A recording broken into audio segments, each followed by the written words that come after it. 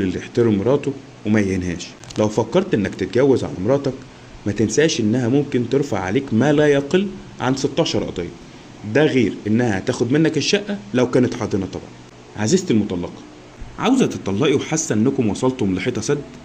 اوعي تسمعي لاصحابك، لانهم وهم بينقلوا لك تجاربهم الفاشلة في الحياة عاوزينك تكوني زيهم. لو قالك انت مالك وانت زعلانة حاولي تجاوبيه، هو مش لازم يقعد يفكر، هو مش ساحر، خلي بالك من ساعته الضيقة. لو جوزك حابب يتجوز يبقى حضرتك ما بذلتيش المجهود الكافي انك تكرهيه في صنف الحريم تمام. لو صبرتي على مشاكلك نفس صبرك على المحامي بتاعك والقاضي وسكرتير الجلسة كان زمان مشاكلكم الأسرية اتحلت كلها. في الآخر عزيزي الزوج، عزيزتي الزوج، اوعى تبيعوا نفسكم للشيطان. بعدكم عن الإيمان بيفتح الباب إن الشيطان يتمكن منكم. رحم الله زوجها قال لها عدي ليلتك فعدت. تصبحوا على خير.